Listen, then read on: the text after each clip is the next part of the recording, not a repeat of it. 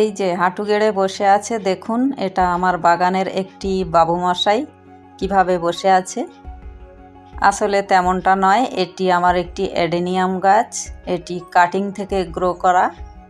গাছটি শীত ঘুমে থেকেও সুন্দর ফুল দিয়ে যাচ্ছে, কারণ শীতের আগে এই গাছটি রিপোর্ট করেছিলাম, তাই একে এখন আর রিপোর্ট করব না।